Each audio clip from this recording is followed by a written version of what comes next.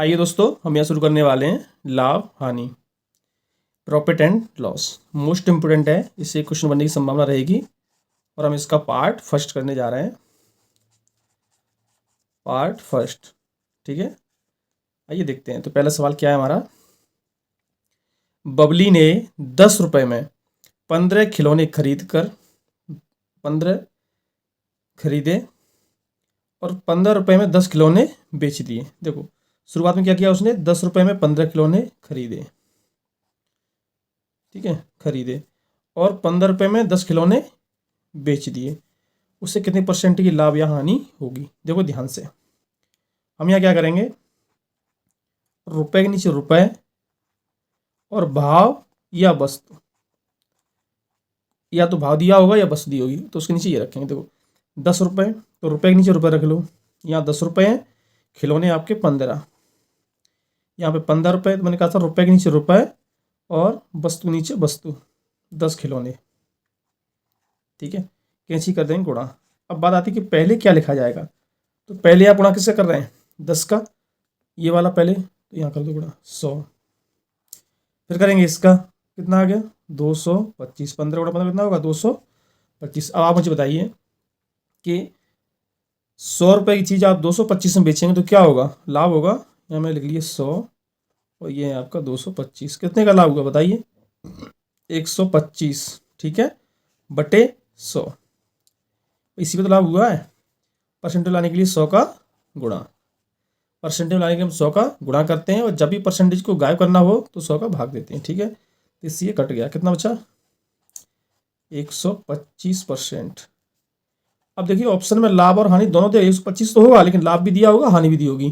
तो लाभ सबके पता कैसे करेंगे, ये 100 है, 100 की चीज़ आप 225 में बेच रहे हो तो लाभ होगा, निश्चित है। आइए आगे देखते हैं अगला सवाल। थोड़ा सा ध्यान देंगे आप आसानी से कर पाएंगे। दूसरा सवाल देखिए, सुलेखा ने कुछ कलमें 8 रुपये में 10 के भाव से खरीद कर उन्हें 10 रुपये में 8 के भाव से बेच दिया, कितनी परसेंट का लाभ या हानि होगी। देखो ध्यान से, रुपए के नीचे रुपए और भाव या फिर वस्तु एक ही बात है, ठीक है। तो यहाँ कितना दे रहा है 8 रुपये, 8 ले लिया और 10 के भाव से, बाद में फिर कितना है 10 रुपये, 10 रुपये किस भाव से, 8 के भाव से, ध्यान दीजिएगा। अब हम इसका क्या करेंगे गुणा। देखो कैसे, इसका गुणा इससे कर दो, 8 अट्ठे 64, फिर नीचे वाला गुणा कर देंगे, कितना हो जाएगा 100, ठीक है। अब देखो 100 मैंने यहाँ लिख लिया 64 और ये 100। अब बताइए इसमें कितना अंतर है, यानी 64 रुपये की चीज़ आप 100 में बेच रहे हो तो लाभ होगा कितने का, 36 का, कितने पे 64 रुपये। परसेंटेज वाले क्या करते हैं 100 का गुणा। अब इसी से काटना है मात्र, 4 ने 36, 4 से काटेंगे 16 बार, फिर कट जाएगा आपका ये 4 से 16, 4 से काट दो 25 बार, ठीक है। तो 25 नंबर 225 बटे 4, या फिर हम इसे ऐसे भी लिख सकते हैं, 4 का भाग और दे देंगे इसमें, 4 पंजे 20, 2 बचे का 25 हो जाएगा, 4 6 के 24, 56, सही 1/4%। याद रहे लाभ हुआ कि हानि बताइए, लाभ, क्योंकि 64 की चीज़ आप 100 बेच रहे हैं तो क्या होगा हमारा लाभ होगा, ठीक है। उम्मीद करता हूँ आप समझ पा रहे होंगे अच्छी तरीके से, और ये ना भूलने वाले आपके टिप्स हैं, थोड़ा सा ध्यान देंगे आप इसको कभी जीवन में भूल नहीं सकते। आइए अगला सवाल देखते हैं। गोयल ने 500 कॉपियाँ, अब देखो ध्यान से, यहाँ पे हमें इससे कोई मतलब नहीं है कि 500 कॉपी है कि 1000 कॉपी 10,000 कॉपी, कोई मतलब नहीं। यहाँ किस तरीके से बेच रहा है वो या खरीद रहा है। तो देखो 20 रुपये में 15 के भाव से उसने खरीदी और 15 रुपये में 20 के भाव से बेच दी, तो लाभ होगा कि यानी। देखो ध्यान से, मैंने आपसे क्या कहा था, रुपए और भाव, भाव हो सकता है या कोई वस्तु हो सकती, बात एक ही है। तो 20 रुपये हैं, 20 रुपये ले लिए, 15 भाव, ठीक है। फिर इसमें कितना है 15 रुपये और 20 भाव, याद है रुपए के नीचे रुपए, भाव के नीचे भाव। अब कर देंगे हम गुणा, क्या कर देंगे गुणा। तो इसका गुणा कर दो, देखो ऐसे कितना आएगा, देखो 400। अब इसका कर दो 15 गुणा 15 225। अब आप मुझे बताइए कि 400 रुपये की चीज़ आप 225 में बेचेंगे तो क्या होगा, हानि हो रही है। तो 400 में आपने खरीदा, 225 में बेचा तो क्या होगा, हानि होगी। कितने की, 400 में से 225 घटा दो, कितना आ जाएगा 175, ठीक है, बटे 400। परसेंट लाने के लिए 400 क्या करते हैं, 100 का वही गुणा, ये नीचे हमेशा आएगा, जिस पे लाभ हानि होगा वो नीचे, 2 जीरो से 2 जीरो कट, बस इसमें 4 का आपको भाग देना है। तो 416, एक बचा, 4 3 15, सॉरी 4 3 12, एक बचेगा तो 43, सॉरी 4 3 12, 3 बचेगा यहाँ पे, 15 में से 12 3, और ये हो गया 4, तो 43 सही 3/4% क्या होगी हानि। हानि और याद रहे पेपर में ये लाभ भी दिया होगा, यही होगा आपका सेम परसेंटेज, लेकिन लाभ लिखा होगा। तो यहाँ देखो 400 चीज 225 दे रहे हो तो क्या होगी, हानि होगी। आइए अगला सवाल देखते हैं। देखें, महेश ने 10 रुपए में 12 अंडे खरीदे। देखो 10 रुपए, मैंने आपसे कहा था रुपए, यहाँ लिख लो भाव या फिर वस्तु, ठीक है। तो 10 रुपए 12 अंडे, यहाँ पे 20 रुपए 16 अंडे, याद रहे रुपए के नीचे रुपए लिखेंगे, भाव के नीचे भाव। अब कर दो गुणा, कितना आएगा बताओ, 10 से गुणा करेंगे 16 में तो 160, इस गुणा इसमें करो 240, 12 दूनी 24, 1 शून्य। चलिए अब बताओ लाभ हो रहा है कि हानि, 160 चीज 240 में बेचना तो क्या होगा, लाभ होगा। कितना हो रहा है, 160 से ये 240 बिक गया तो आपका 80 रुपये का लाभ हो गया। कितने पे, 160 पे, ठीक है। अब परसेंट लाने क्या करेंगे हम, 100 का गुणा, तो 0 से 0 कट गया, 8 1 8, 8 दूनी 16, अब 2 से इसे काट दो, कितना कटेगा 50, क्या हो जाएगा 50% लाभ। याद रहे ऑप्शन में हानि भी होगा, 50% हानि।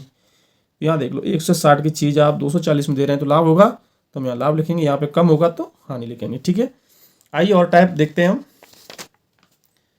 अगली टाइप है आपकी ये सामान्य मूल्य पर बेचता है। देखो एक दुकानदार 2 घोड़ी एक ही मूल्य पर, इसका मतलब ये हो गया एक ही मूल्य मतलब है सामान्य मूल्य पर बेच रहा है, दोनों का मूल्य बेचने का समान लेकिन खरीदने का समान नहीं है।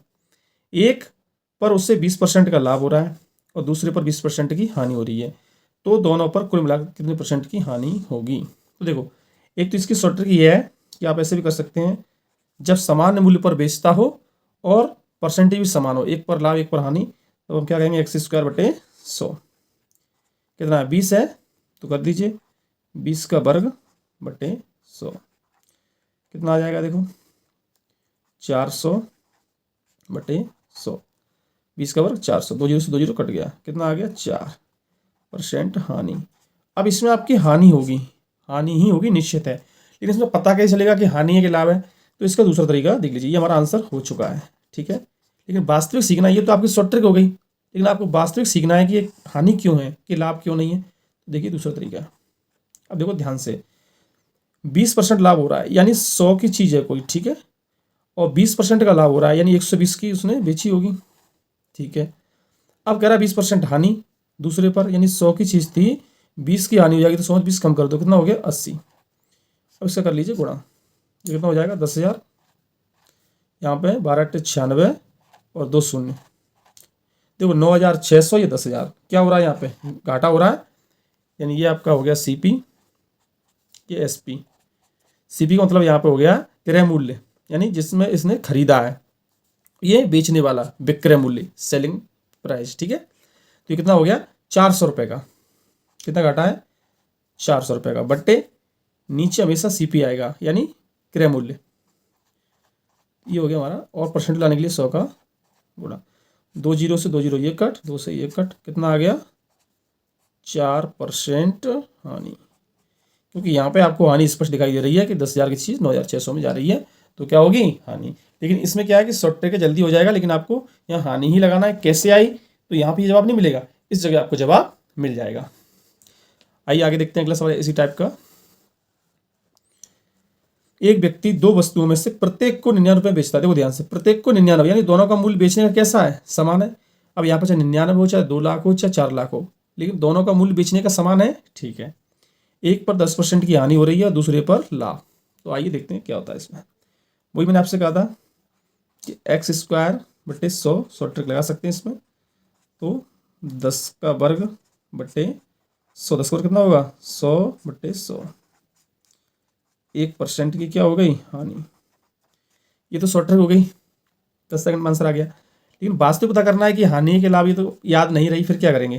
देखिए दूसरा तरीका, भाई इससे कोई मतलब नहीं कितने रुपए बेचता है, कोई मतलब नहीं, बस ये कह रहा है एक 10% की हानि है, 100 की चीज़ है आपकी, 10 की हानि हो गई तो 90 में रह गई, ठीक है।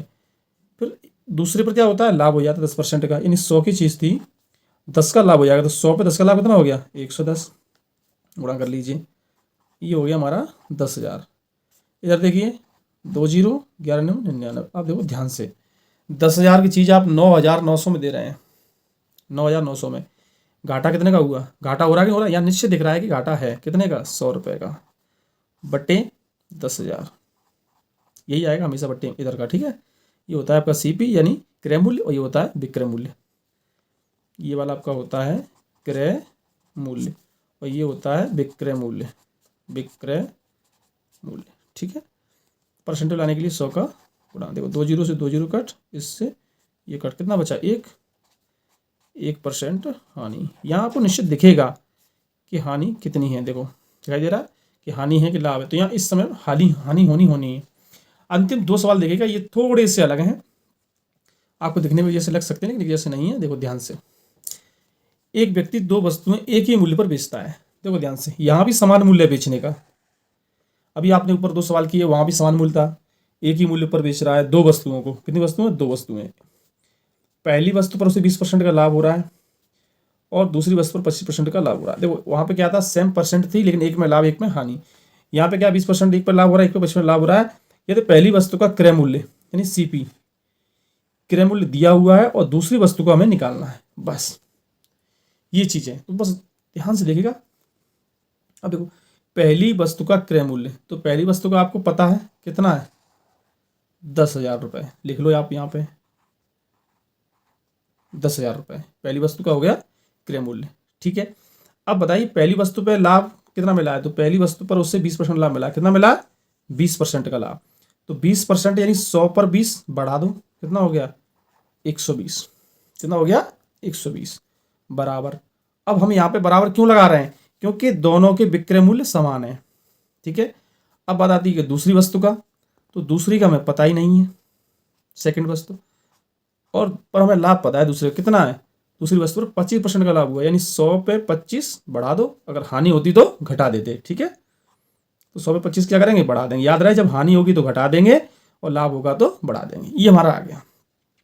अब इससे सॉल्व हम कर लेते हैं, देखो ध्यान से, इसको काट दो, देखो 25 से, 25 पंजे 125, 25 से इसको काट दो, देखो ध्यान से, 25 चौके 100 और 2 शून्य बचे, इतना आपका कट चुका।